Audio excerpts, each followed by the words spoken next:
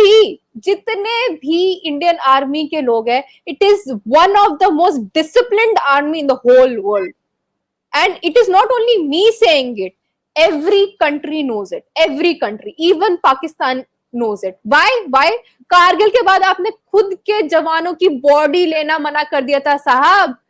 हमने बाकायदा हर process follow करते हुए उनकी बॉडी सुरक्षित आप तक पहुंचानी चाहिए.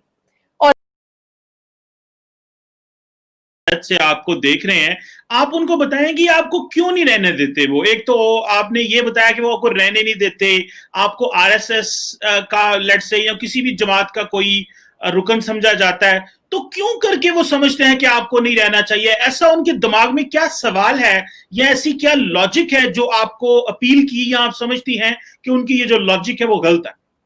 वो एक्चुअली लॉजिक ना पाकिस्तान से ही आया है, वो पाकिस्तान की ही देन है. बुरा मत मानिए, लेकिन सच यही है कि वो पाकिस्तान से ही बहता हुआ, चलता हुआ, हवा में, फिजाओं में आया.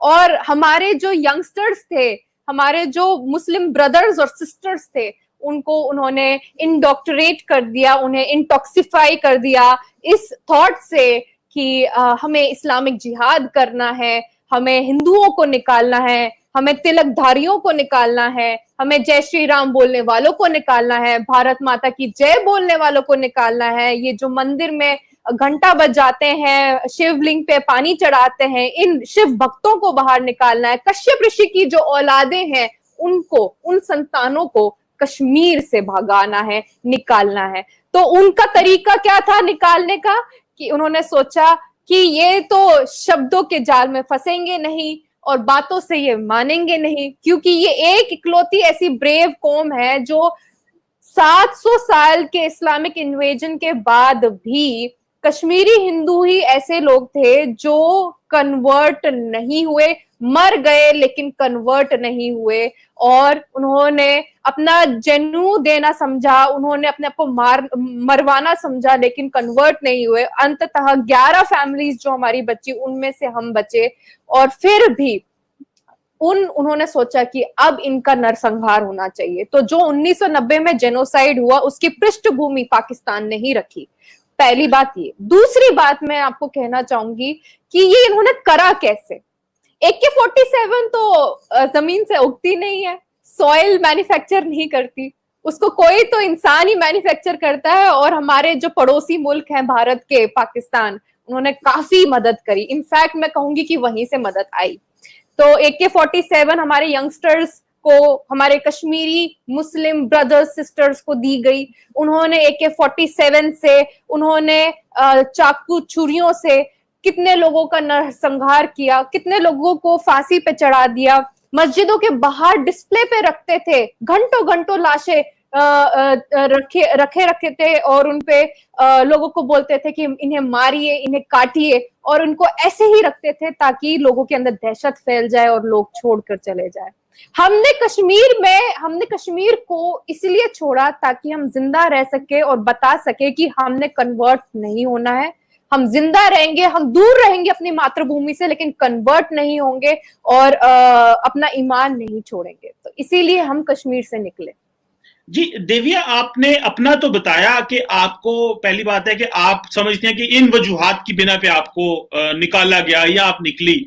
आपको ये पता है कि वो क्या सोचते हैं? एक तो है कि जी आप को इन क्योंकि आप हिंदू हैं तो वो निकाला.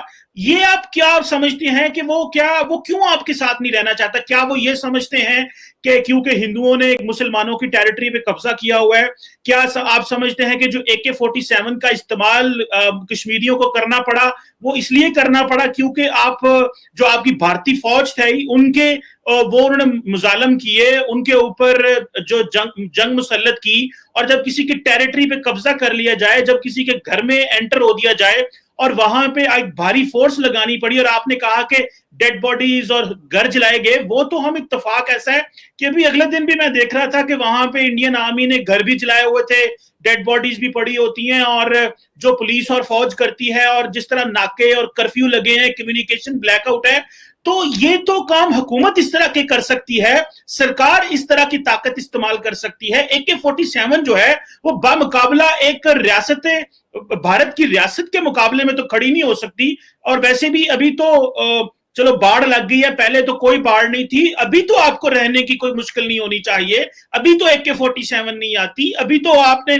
LOC के ऊपर देखा किस तरह करके जो है वो इंडिया ने बाढ़ लगाई। आपको अपना दुख तो पता है, आप इस दुख को कैसे महसूस करेंगी कश्मीरियों के कि अगर किसी की टेरिटरी पे कब्जा किया जाए और उसको जो है मजबूर किया जाए कि वो इस कॉन्स्टिट्यूशन के मुताबिक रहे जिस तरह वो रहना चाहता है, तो आपके दिल में फीलिंग आती है कश्मीरियों के लिए कि जिस तरह आपको कहा गया निकलो, इसी तरह उनको जबरदस्ती मजबूर किया गया कि नहीं तुमने यहां रहना है और घन के साए में रहना है और मजबूर होकर रहना है और तुमने अपनी मर्जी नहीं कर रही। तो आपको इस तरह की फीलिंग भी कभी आई, या आपको हमेशा ये फीलिंग आई कि नहीं हमें निकाला गया, हमारी लाशें गिराई गई? जो कि मैं समझता हूं लाश तो किसी की भी नहीं गिरनी चाहिए, वो कोई भी हो, किसी मजहब से हो, भले हिंदू हो, मुसलमान हो, सिख हो, ईसाई हो, लेकिन आप अपना दर्द क्यों महसूस करते हैं? आप इतने सालों से, मैं सवाल भी कर रहा हूं और थोड़ी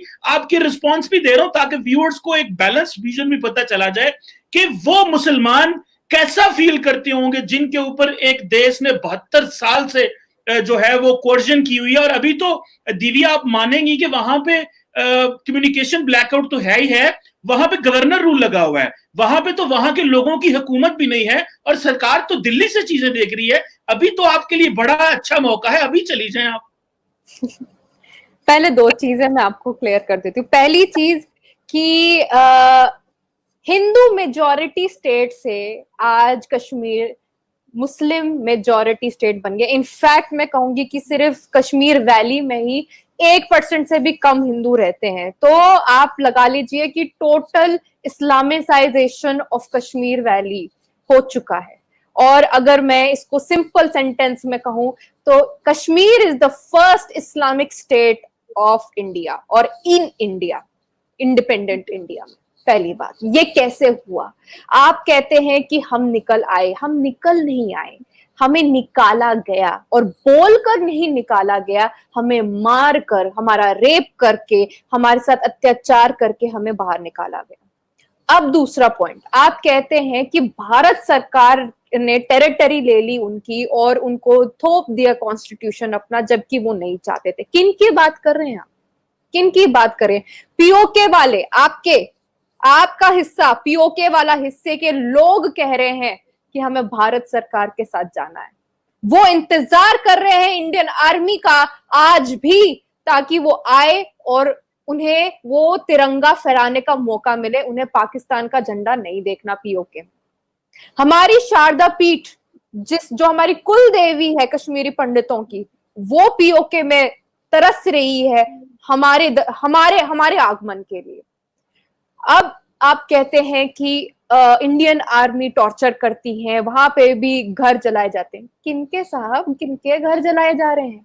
आपके घर के बाहर अगर कोई टेररिस्ट आ जाए, या इमरान खान के प्राइम मिनिस्टर के ऑफिस के बाहर कोई इंसान कोई आ जाए और टेररिस्ट एक्टिविटी करे, आप उसको एक्ट अगेंस्ट स्टेट समझेंगे या नहीं समझेंगे? आप उसको एक एक्ट ऑफ टेररिज्म समझेंगे या नहीं समझेंगे? बिल्कुल समझेंगे, कार्रवाई करेंगे कि नहीं? सो एक लॉ ऑफ द लैंड होता है हर जगह का कुमार जी। एंड मैं आपको एक चीज बताती हूँ कि हमारी इंडियन आर्मी और हमारी जो गवर्नमेंट, प्रेजेंट गवर्नमेंट है, इससे बेस्ट कश्मीर की स्टेट नहीं हो सकती जो आज है। क्योंकि आज तक इंडियन आर्मी को वो फुल एक्सेस मिला ही नहीं, वो परमिशन मिली ही नहीं कि वो कार्रवाई कर सके। आज हर रोज इन्फिल्ट्रेटर्स मारे जा रहे हैं, हर रोज टेररिस्ट मारे जा रहे हैं, हर रोज उनके जो आशियाने हैं जहां वो छुप कर बैठकर हॉस्टिलिटी क्रिएट करके लोगों के अंदर और इंडियन आर्मी पे अटैक जो करते हैं, उन्हें ध्वस्त किया जा रहा है। तो जो एक्ट ऑफ वॉर करेगा हमारी कंट्री में, हमारी कंट्री के साथ, उसका तो अंजाम यही होगा। गद्दारी की सजा मौत है, जैसे गौरव आर्या कहते हैं। ठीक है, गौरव आर्या, आप जारी बात है वो एक बड़े अच्छे डिफेंस एनालिस्ट हैं और भारत की फौज के लिए उनकी बड़ी कुर्बानियां उन्होंने सर्व की है, तो जाहिर बात है कि फौजी किसी भी फौज का मुल्क का हो, उनकी जो सर्विसेज हैं उनको रिकग्नाइज किया जाना चाहिए, उनको ऑनर किया जाना चाहिए। लेकिन दिव्या राजदान साहिबा, यहाँ पे आपने एक दो बातें की, मैं वो थोड़ी सी उस पर डिस्कस कर लूं, फिर सवाल मजीद अगला करूंगा। आपने बात की इस्लामाइजेशन ऑफ कश्मीर की बात की। मैडम, आप एक जमहूरियत पसंद मुल्क हैं और आप एक सेकुलर मुल्क भी हैं, तो क्या किसी इलाके में इतनी आप सेकुलर हैं? अगर हम सेकुलर मुल्क हैं तो फिर क्या हो गया? हिंदू कहाँ चले गए वैली के? जो मेजॉरिटी हिंदू थी वो तो आ गई, माइनॉरिटी में आ गई। और आप देखिए प्रोपेगेंडा क्या होता है पूरे विश्व में कि भारत माइनॉरिटी पे टॉर्चर करता है, जबकि असलियत अगर हमारी कंट्री में कोई माइनॉरिटी है तो वो कश्मीरी हिंदू है। उनसे बड़ा माइनॉरिटी तो है ही नहीं हमारे देश में। और सबसे ज्यादा जुल्म हमारे पे हुए, किसने किए?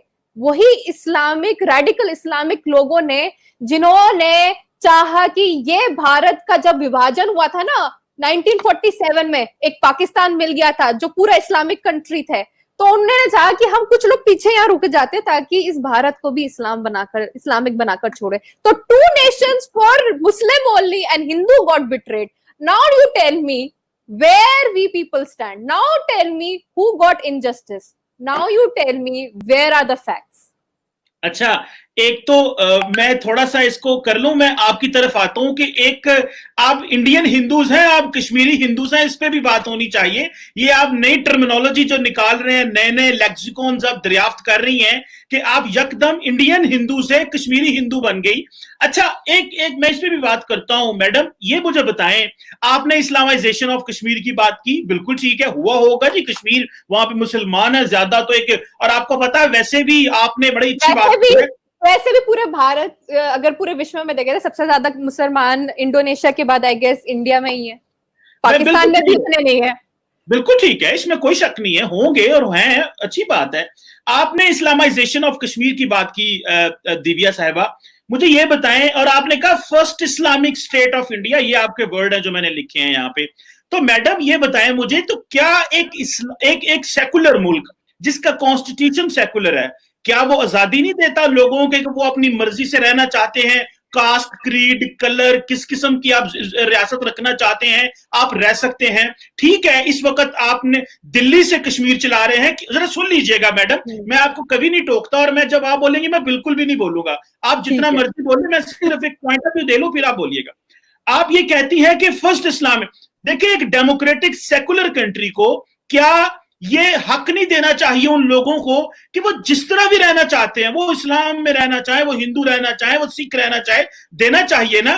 तो ये आपकी जो करेक्टराइजेशन है कि Islamic state, Islamisation of Kashmir, आपको इस्लाम से प्रॉब्लम है, आपको कश्मीर से प्रॉब्लम है। अगर आपका सेकुलर देश ये कहता है कि इंडिया के अंदर हिंदू रह सकता है, तो भाई मुसलमान क्यों नहीं वहां बना सकता?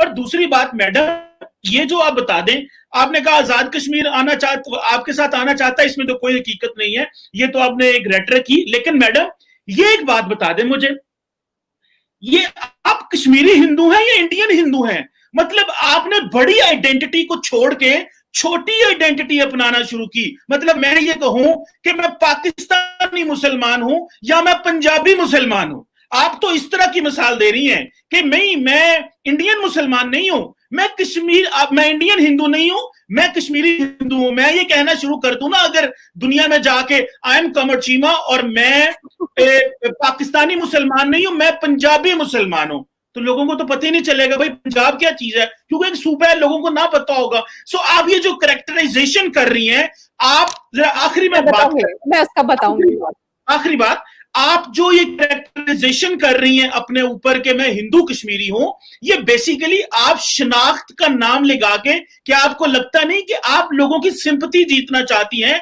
एक तरफ तो आपका मुल्क वहां पे 6-7 लाख फौज रख के उनको मारता है, और आप वहीं से निकल के कहती है नहीं भले हमारी फौज मौजूद है लेकिन हम सेफ नहीं है। जहां 7 लाख फौज है और आप मौजूद नहीं है, और जिन लोगों के लिए फौज है वो कितने महफूज होंगे मैडम? ठीक है, मैं आपके हर एक सवाल का जवाब दूंगी, बिल्कुल थोड़ा टाइम दीजिए मुझे। 3 आपने सवाल तीन सवाल पूछे, उसका मैं आपको जवाब। पहला सवाल आपने पूछा कि भाई सेकुलर देश है और मुस्लिम्स को रहने का उतना ही हक है जितना हिंदुओं को है। मैं आपको पहले बता देती हूँ कि जब पाकिस्तान बना था, इंडिया से ही बना था, आप इस बात को जानते हैं। 1947 14 अगस्त 1947 पाकिस्तान बना। कहां से बना? भारत की भूमि को काट कर ही बना।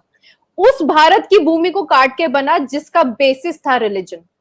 हमारा जो पार्टीशन हुआ वो रिलीजियस बेसिस पे हुआ।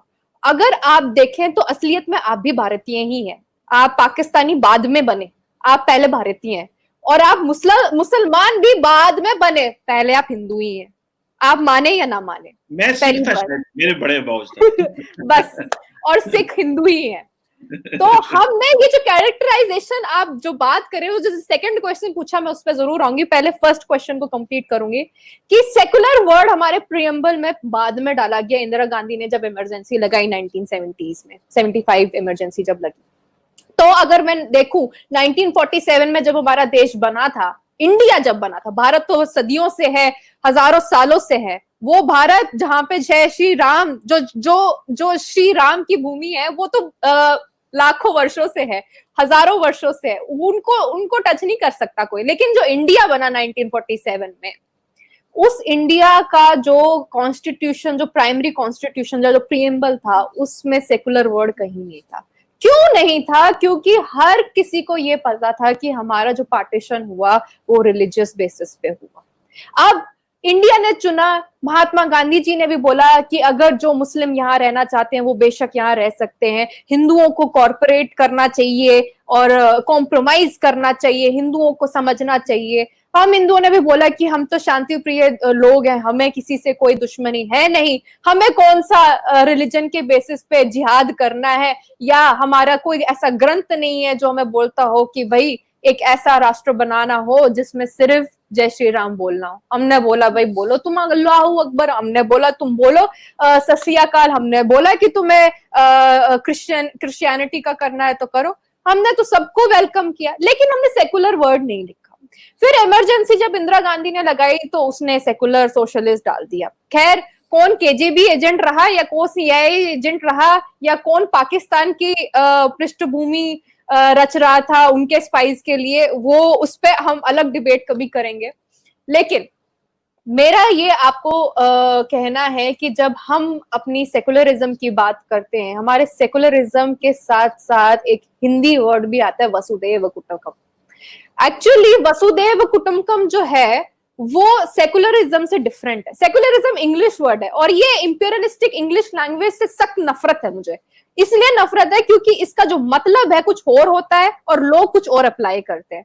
जब हिंदू अपनी बात करे तो वो कम्युनल है, जब मुसलमान अपनी बात करे तो वो सेकुलर हो जाता है हमारे देश में। और वेस्टर्न मीडिया और पाकिस्तान मीडिया इसमें नंबर 1 है। जब हिंदू रोए, जब पहालगढ़ में साधु संतों को मारा जाए, जब पूरे भारत में चुन चुनकर हिंदुओं को, साधुओं को मारा जाए, तब हिंदू सेकुलर छोड़कर अपनी अगर वो बात करे कि भाई हमारी बात करे, हिंदुओं की बात करे, तो वो कम्युनल हो जाता है। और आप देखिए, अगर मुसलमान को कोई सपोर्ट भी मिलता है तो वो हिंदू ही करते हैं हमारे देश में। हमारे बॉलीवुड में हिंदू एक्टर्स एक्ट्रेसेस खड़े हो जाते हैं मुस्लिम्स के सपोर्ट में। तो क्या आप ऐसे कोई कुछ गिन चुन के लोग भी बता सकते हैं जो इंडिया में हो, जो मुस्लिम और जो हिंदुओं को सपोर्ट करे और कहे कि नहीं, हमने कभी ना कभी इनके साथ गलत किया है और इनको ठीक करना होगा, we should correct all the blunders which we have done. खैर, मैं उस पर नहीं जाती। आपका दूसरा क्वेश्चन था इसके ऊपर, आइडेंटिटी के ऊपर। आपने बोला था कि इंडियन कश्मीर या कश्मीरी हिंदूज। आप देखिए, हमारी जो आइडेंटिटी है वो कश्मीरी मुस्लिम्स ने ही बनाई। जब 1990 में स्लोगन्स लगे तो सबसे पहले यही स्लोगन लगे कि बट्टो को लेकर स्लोगन्स लगे। But is a nickname given to Kashmiri Pandits. It's a Kashmiri word, it's a Kashmiri nickname given to Kashmiri Pandits. तो पहले नारे तो कश्मीरी पंडितों के लिए निकले, फिर सिखों के लिए आए, और फिर eventually it spread out to the larger religious population known as Hindus. तो इसीलिए मैं कश्मीरी हिंदूज की बात करती हूँ, कश्मीरी पंडितों की बात करती हूँ, और मैं इंडियन कश्मीरी हिंदू या इंडियन हिंदू नहीं बोलती, क्योंकि एक्चुअली मैं इंडिया में तो पहले बिलीव नहीं करती, दूसरी बात मैं भारत में बिलीव करती हूँ, और तीसरी बात मैं पहले भारतीय हूँ फिर कश्मीरी हूँ, और फिर पहले भारतीय हूँ फिर हिंदू हूँ और फिर कश्मीरी हूँ। तो आप इसको अगर जोड़ के देखें, आप इसका कोई भी मतलब निकालें, लेकिन मेरे हिसाब से सिर्फ इसका यही मतलब है, जब मैं कश्मीरी हिंदू हूं तो मैं एक एग्जाइल में जीवन व्यतीत कर रही हूँ, क्योंकि मैं एक जेनोसाइड की मैं पीड़ित हूं, और मेरी कम्युनिटी ने इसको झेला है। इसीलिए ये बार बार रिफ्लेक्ट करना मेरा फर्ज बनता है, क्योंकि बहुत लोगों की मौतें गई, जाने गई, रेप गई। ये एक ट्रिब्यूट है, ये एक तरीका है ताकि लोगों तक पहुंचे ये बात कि हमारे साथ हुआ क्या। तीसरा आपका क्या प्रश्न था चीमा जी, मैं भूल गई, आपने पूछा था आजाद कश्मीर या इस्लामाइजेशन ऑफ कश्मीर की बात की कि इस्लामिक स्टेट, इस पे बात करी थी आप। हाँ, तो इस्लामिक स्टेट की आप बात करें कि इस्लामाइजेशन, मैंने आपको बोला, मैं आपसे सिर्फ ये पूछना चाहती हूँ, क्या कभी किसी हिंदू, क्या कश्मीरी हिंदू ने जाके किसी मुस्लिम को मारा? क्या उसको मस्जिद से निकाला? क्या उसकी मस्जिदें तोड़ी कश्मीर में? क्या उसको रेप, मर्डर या कुछ उसके साथ ऐसा किया कि उसकी पूरी कौम को ये डिसाइड करना पड़ गया कि अब हम कश्मीर में नहीं रह सकते, हमें कश्मीर से जाना चाहिए, हमें या तो पाकिस्तान चले जाना चाहिए या भारत के किसी और भाग में कहीं चला जाना चाहिए? नहीं, कश्मीरी मुस्लिम्स के साथ ऐसा नहीं हुआ। आपने ये भी प्रश्न पूछा कि जो इंडियन आर्मी है, 7 लाख की करीबन फौज वहां है। पहले तो बता दूं, ये 7 लाख का फिगर गलत है, क्योंकि अगर 12-13 लाख की इंडियन आर्मी है, उसमें से 7 लाख अगर कश्मीर में लगा दें तो पूरे भारत का क्या हाल होगा। तो 7 लाख का फिगर आपने कहां से निकाला मुझे नहीं पता, लेकिन जितने भी इंडियन आर्मी के लोग हैं, it is one of the most disciplined army in the whole world, and it is not only me saying it, every country knows it, every country, even Pakistan knows it. Why? Kargil के बाद आपने खुद के जवानों की body लेना मना कर दिया था साहब। हमने बाकायदा हर प्रोसेस फॉलो करते हुए उनकी बॉडी सुरक्षित आप तक पहुंचानी चाहिए, और नहीं ली तो यहीं पे दफनाई। आपसे मैं ये प्रश्न अब पूछना चाहती हूँ, आपने मुझसे तो काफी प्रश्न पूछ लिए, लेकिन मैं आपसे पूछना चाहती हूँ, आप ये मानते हैं नहीं कि हमारे साथ, आपके साथ और हमारे साथ गद्दारी अगर शुरू हुई है तो वो ब्रिटिश एरा से शुरू हुई है? नहीं दिव्या राजदान साहबा, ये बताएं कि मतलब ब्रिटिश एरा से किस किस्म की गद्दारी, मतलब किस सेंस में आप बात कर रही हैं? मतलब बिल्कुल, मैं यही चाहती थी आप मुझसे सवाल पूछे। 1857 में जब फर्स्ट इंडिपेंडेंस का जो वॉर हुआ था, जिसमें रानी लक्ष्मीबाई थी, जिसमें काफी लोग थे, और मंगल पांडे की शहादत से वो एक सिलसिला शुरू हुआ था। आपको पता है कि उस वक्त किसने गद्दारी करी थी मुस्लिम कौम में? मुस्लिम कौम को बोला गया था कि आप भी हमारे साथ आइए, क्योंकि आप भी भारतीय हैं, ये आपका भी देश है, आइए हमारे साथ लड़िए। अगर first war of independence 1857 fail हुआ है कहीं पे, because of the betrayal of the Muslims, and why they did it? Because of the